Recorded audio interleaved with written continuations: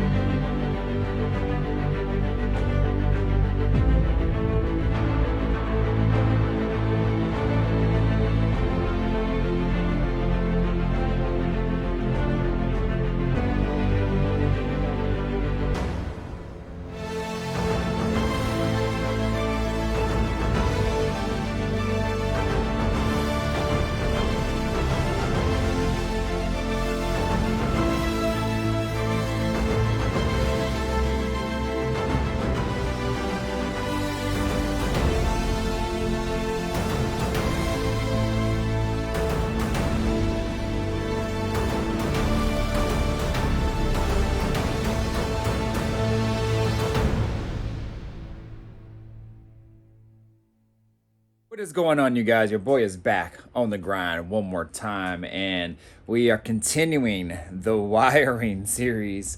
Might as well call it what it is because I've been wiring like crazy. My last video, man, I got something on my face. My last video, wiring, man, so much. But I'm kind of in that mode, and I might as well just keep it going. So with that being said, I had no plans to do this, but I was like, you know what, let's just get it done. So we are actually going to install the Dakota Digital RTX dash in the 71 Chevelle. So if you guys don't know what that is, it's actually the retro style looking dash. I think it's along their retro tech line.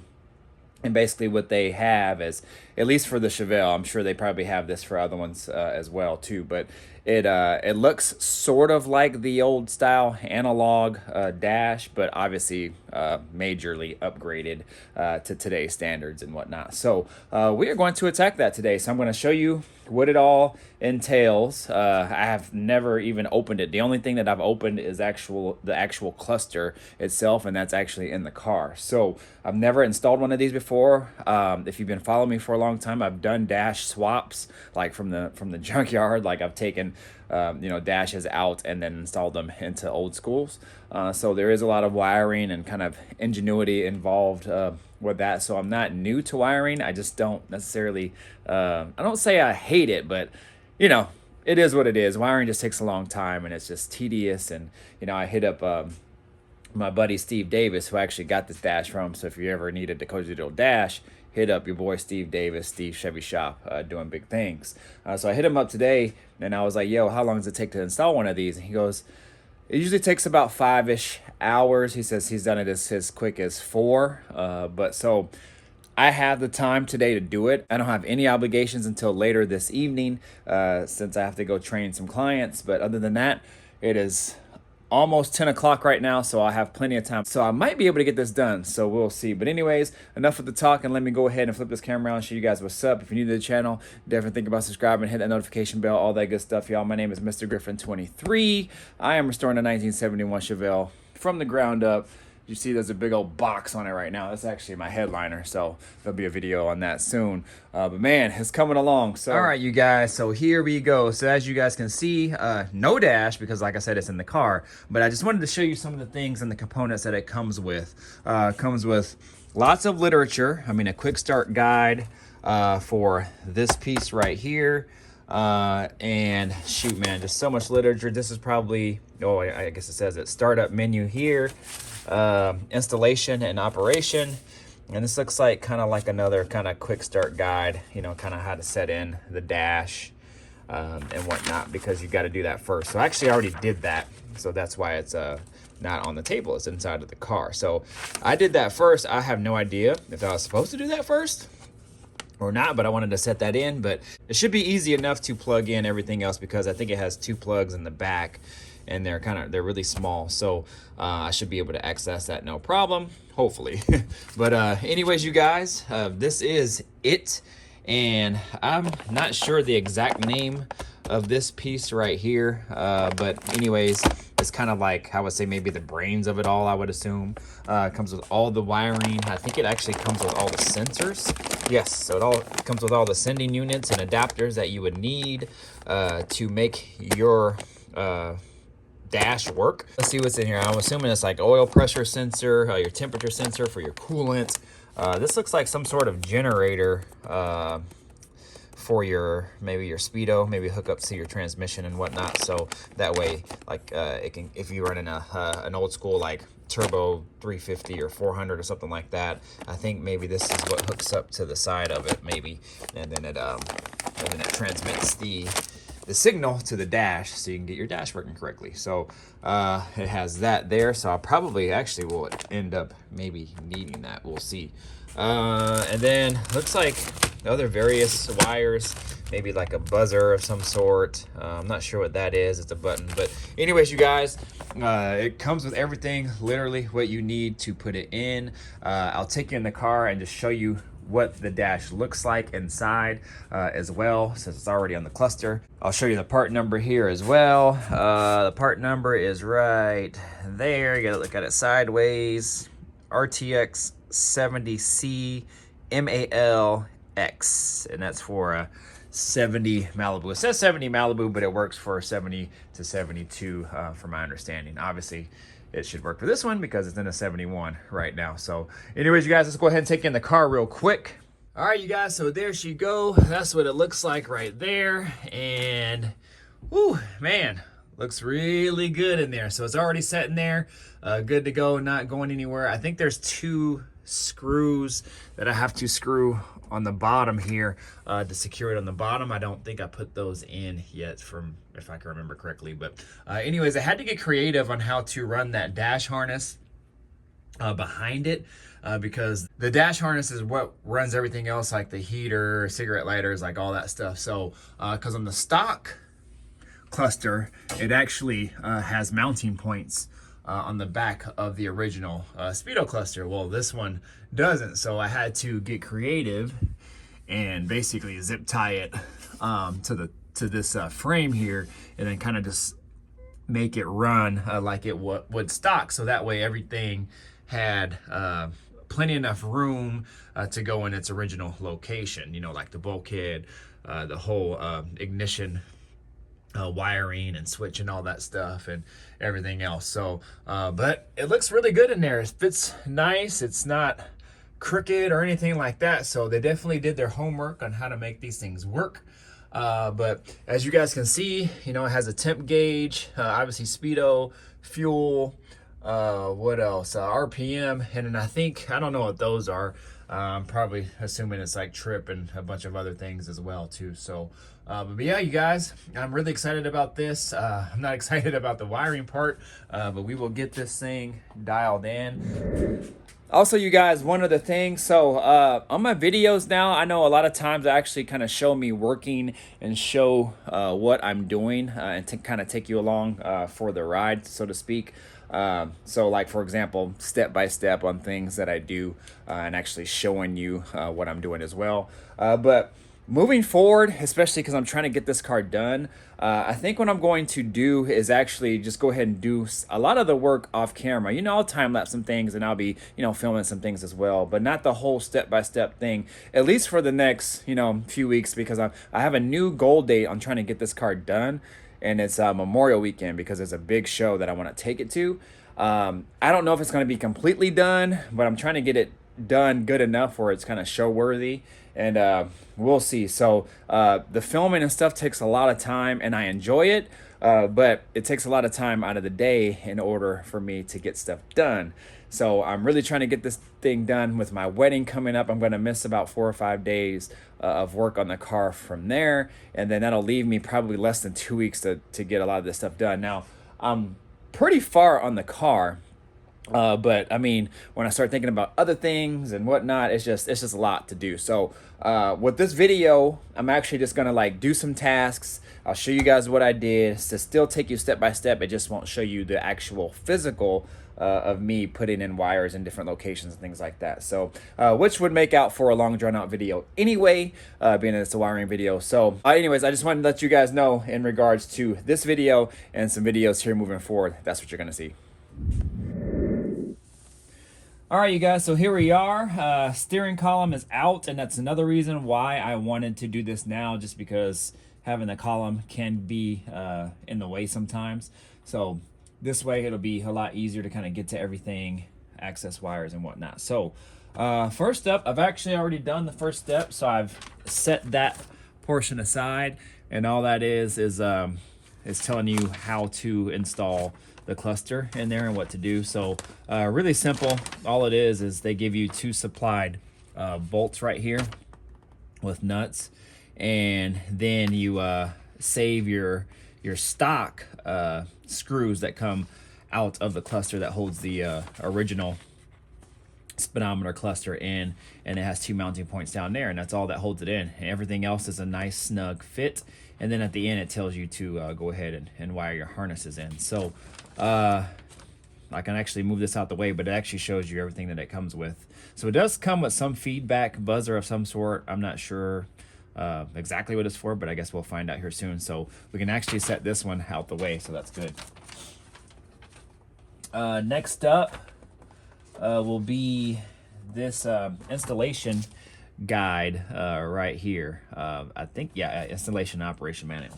So I'm just gonna actually just go ahead and walk through the steps. I don't want to sit here and read this with you guys and kind of bore you with this. So what I'm gonna do is I'm probably just gonna read over it real quick and then try to go ahead and attack the first step or two in installing this dash. But it gives you, I mean, this thing is pretty thick, so I'm sure it covers a lot. So I'm probably gonna be here a little while messing with this. So anyways, you guys, let me go ahead and try to attack the first steps into making this thing work. All I'm really trying to do is just hook it up, and then I will go ahead and find out like where I'm going to install that little module piece, and just kind of just go from there. So I just want to hook everything up just to make sure everything works and it turns on. I've had this thing for, man, how long have I had this dash? I might have had it a year maybe. So it's just been sitting in a box just kind of waiting to install, maybe a year or more. So let me go ahead and attack this right now, and then I'll chime back in here in a moment. One eternity later. It's been about 3 hours. This is why I hate wiring, man. Man, this is why I hate wiring. But the good thing is I was able to figure a lot of stuff out, and I'm going to be able to wire it better than I originally thought that I was going to. And I ended up doing some research, and I watched a couple YouTube videos, some guys that I follow with a Chevelle as well, and they gave me some pretty good ideas. So I'm going to go ahead and attack that right now, and then when I come back, I'll show you everything that I did. All right, you guys, what's going on? So it is actually nighttime now. I think when I did the video earlier, the previous clip, it was actually morning time, probably about 10 o'clock, and now it's nighttime, and I really haven't got that far. I started to do some wiring, then I kind of got stuck. As you can see, I got it on and just shutting off right now, but I kind of got stuck on a couple things, and I ended up finding out that I had a couple of the power leads hooked up wrong on under the engine, because what I found out was when I went to test my fuse panel down there, everything was hot, even with the ignition off. So what happened was there's two power leads on both sides of the bulkhead.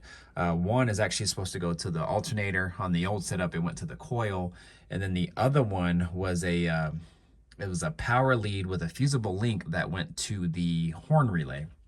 And so my thought was that one that went to the horn relay was supposed to be hooked up to like a positive source, like a battery source. So I just hooked it up to the alternator stud there. And so I guess that's not the case. So what I did a little bit of research, what I found out is some people actually just use that hot lead coming off of the fuse panel that normally went to the horn relay. They just use that like as a hot source for, you know, maybe like some relays or something like that when they do a swap or anything like that. So I ended up having that one hooked up to the alternator, and it didn't need to be. So that was my problem. Took me a while to kind of figure that out, but I did. I just referenced a couple different pieces of literature, my wiring manual, and I obviously went on YouTube and I got some information from there as well too. So after I got that figured out, then I had to figure out what I was going to do about this wiring, because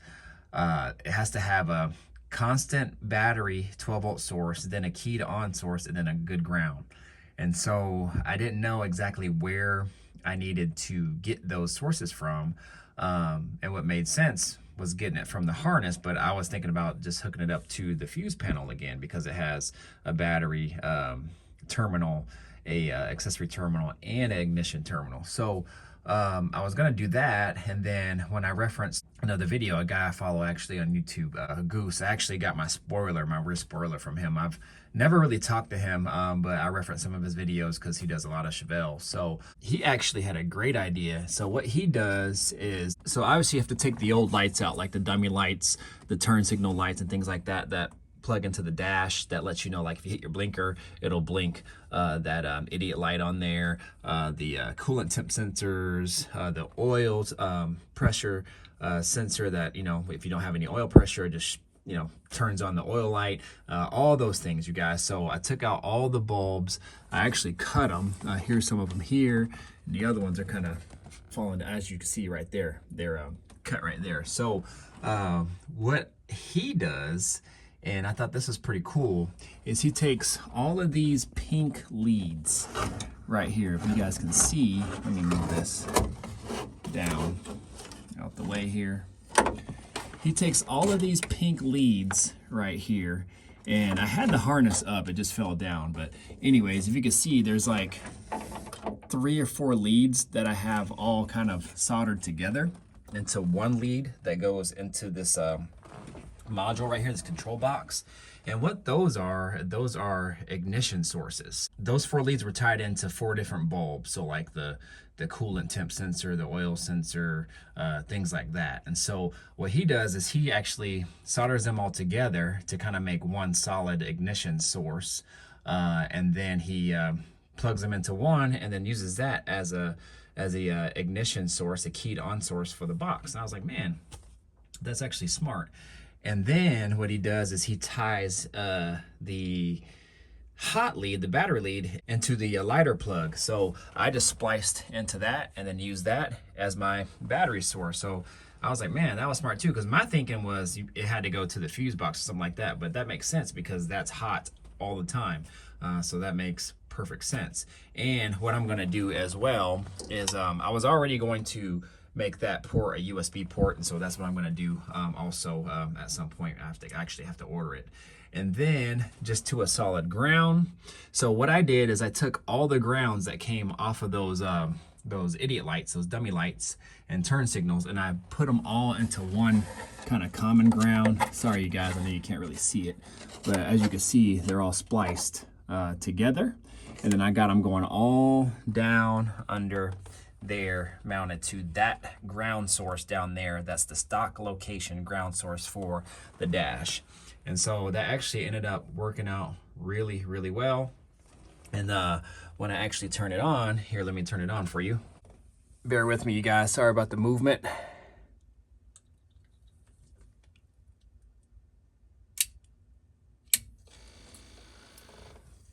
It turns on. So obviously nothing else is hooked up. I don't have any oil hooked up, any coolant, fuel, anything like that. So I just wanted to see if it worked, and sure enough, it does. And you can see status light is blinking. I have to reference the manual to see what green means, but yeah, I just wanted to see if that would work, and sure enough, it worked, you guys. So what I'm gonna do right now is actually get inside, because I'm sure my girl is probably annoyed that I just went out here after we got off work. So let me go ahead and go inside, and then once things kind of settle down, I usually come out here at night and work for about a half hour before I go to bed. By that time, she's already laid out in bed. and sleep. She goes to bed really early. So anyways, let me go ahead and do that, you guys, but I at least just wanted to show you that I got it on and working. And now I have to tie in all my other leads. So to the box here, it has your provisions for pretty much everything. I mean, as you guys can see, brake light, your high beams, your left signal, your right signal, and such. And then it has all your inputs for your fuel, your oil pressure, tack, all that kind of stuff, you guys. So I'm gonna go ahead and at some point hook some of that stuff up. But in the meantime, I just want to see if it would even turn on and work. And sure enough, it's working, you guys. So I'm going to go ahead and call this part of the video right now. And then I'll chime back in here in a little bit.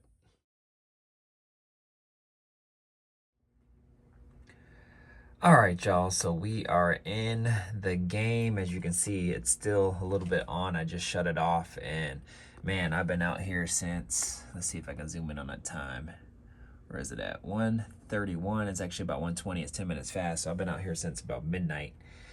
And like I said, I've been trying to get it in wherever I can. I try to come in here when my girl goes to bed, and then I wait till she kind of gets settled in, and then I'll come out for about an hour or so. So I've been here for about an hour and a half, but I wanted to finish this basic install to kind of just see if it'll work. And mostly everything's hooked up. I actually cleaned up the wiring from my previous clip, and it actually looks a lot nicer. I wasn't happy with that ignition source. If you guys remember from my last clip here, just previously, I wasn't happy with it. I just didn't like how it was ran. So I kind of cleaned it up and cut the wires and kind of cut them back down. And now, if you guys can see, it's all hidden back there. Let me see if I can lift it up. Yeah, if you guys can see, it's ran a lot cleaner. Still ran the same way. But I just didn't like the solder job that I did. And then I was connecting this one over to that one, and it was stretched out. I just didn't like it. So what I did is I cut that one off, resoldered those, and then I'll just leave this one here. I just wrapped it up, and I got some new shrink wrap coming that has the silicone inside of it that kind of seals it. So I have that, so I might put some of that on there. But the good thing is these are an ignition source. So if I need like a positive accessory or something like that, then I know that I have this one as an extra. Also, I have some other ones down here. I don't exactly know where they're at, but they're down there. They're basically like the courtesy lights. So I have 2 of those. So that way, if I want to run courtesy lights in here, which I will, then I can just tap into those, because the harness actually didn't come with any courtesy lights. So I don't know if this particular car or if this harness had any courtesy lights like on the floor or anything. So I'm going to definitely hook up some of those and then to tie in with everything else as far as my lighting goes, maybe even orange, who knows. But anyways, everything is working. I have all of the wires hooked up from the lights that I talked about here, all the dummy lights. So I have the right turn signal hooked in here, the left, the high beam, the brake, just in case I want to put the e-brake down. And then these 2 I have to figure out. I was told that these harnesses actually came with DIMMs, and that makes sense because this right here actually dims the lights up and down. So I just got to figure out which wire that is, and then I can tie that into the DIMM as well. And then I'm assuming this is the check engine light, so I'm gonna have to figure that one out as well. On the other side here, you have all of your sensors, then you have your cruise, your tack, and your speedo. So we have that there as well, and then shoot, man, we'll be good to go. So all I really have to do is hook up the sensors like I just showed you there, and then shoot, we'll be set. So what I think about doing is I think for now I'm going to hide it down in here. So this cord, this cable display cord, will actually go up behind, but it'll sit in here kind of like so, but just further down right under the stereo. So I think that's a good place for it. I was gonna put it up here, but I got something coming, and I don't want to say just yet, but I got something coming. If you guys saw one of my community posts the other day, you might have an idea of what that might be, but something has to sit right there, so I wanted to kind of keep that clear. But other than that, you guys, I mean, everything is working great.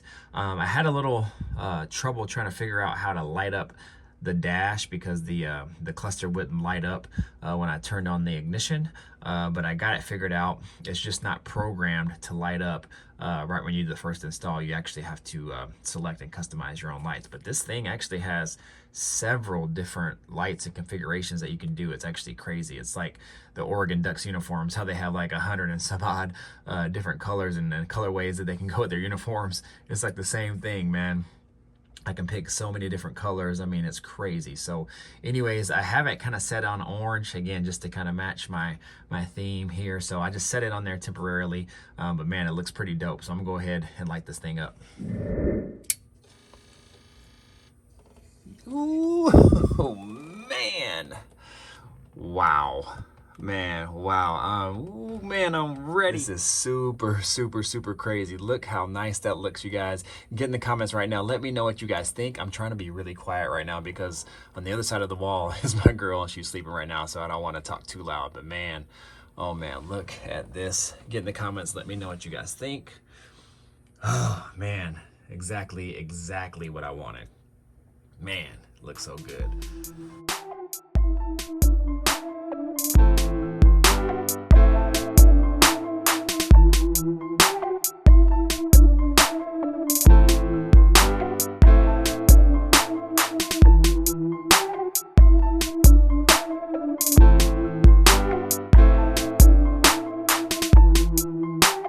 So yeah, y'all, this is it. Get in the comments. Let me know what you guys think here of the Dakota Digital RTX model here.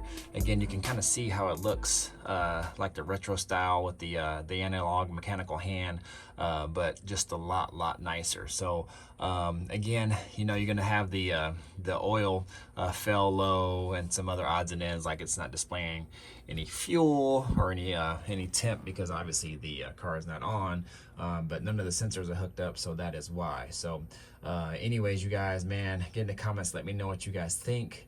Man, this might actually conclude the install. I mean, sorry it wasn't a step-by-step process, but I definitely just wanted to show you guys kind of how I did it. The sensors are pretty straightforward. The sensors actually have 3 wires. I think a signal, a ground, and a power. I think it's a power or some sort of signal.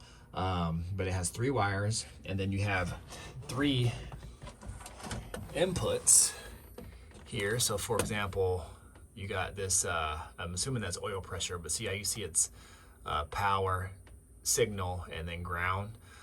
So that's what it would look like, and you just plug those in, and you literally just plug the sensor inside of the engine block, and then you're good to go. It's that simple. Run the wire, and that's it. So other than that, it's really straightforward, you guys.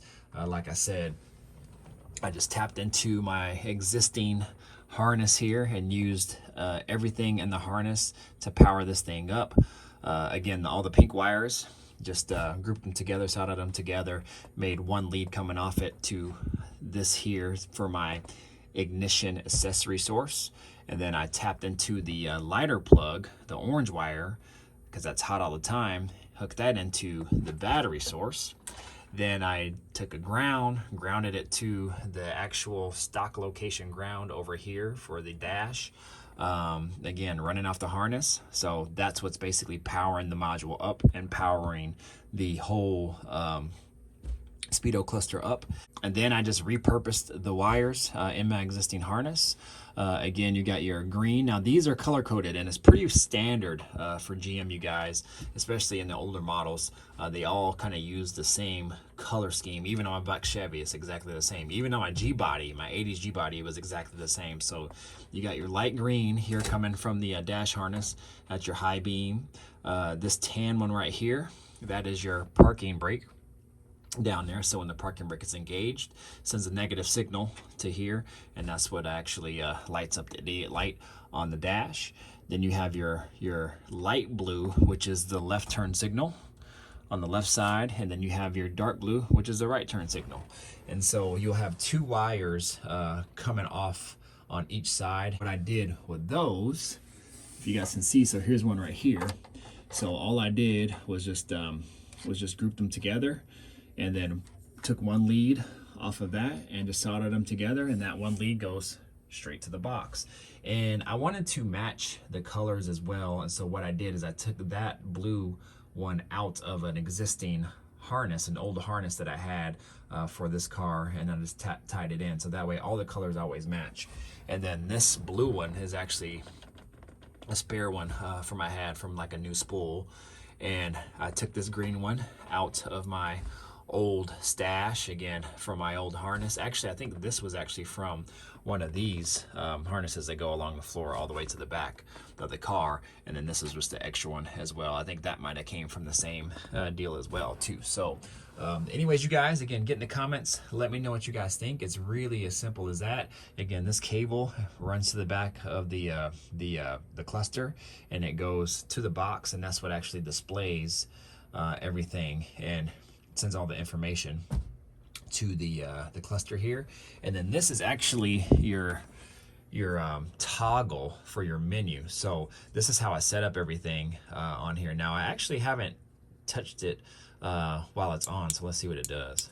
Yeah, I don't know, I have to read the instructions, but basically what you can use it for is when the ignition is off, you hold that button down, and then you turn the ignition on, and then it'll bring a setup menu, and then you can go through the whole setup of the dash configurations, setting up various different things you want in the dash. Like I said, that manual is pretty thick, so I'm definitely gonna have to read that to make sure I set everything up right, because once you get it installed, you also have to calibrate a couple things as well. You have to set up the fuel gauge, make sure that's at the right ohms, I believe. You have to calibrate the speedo, and a couple odds and ends. And that's another thing that I have to hook up. I have to hook up the speedometer as well too. They send you that little generator that I mentioned earlier that goes all the way down to the transmission, and then that wire comes out into the control box. So anyways, you guys, I'm going to go ahead and call it. I'm going to get out of here. As you guys know, it is late for me, so I'm going to go ahead and call this video. But you guys know what to do: like, comment, subscribe, share, do all that good stuff, y'all. My name is Mr. Griffin 23. Thank you for tuning in. Hopefully you enjoyed this video. Give me a thumbs up, leave a comment, let me know. All right, deuces, peace out.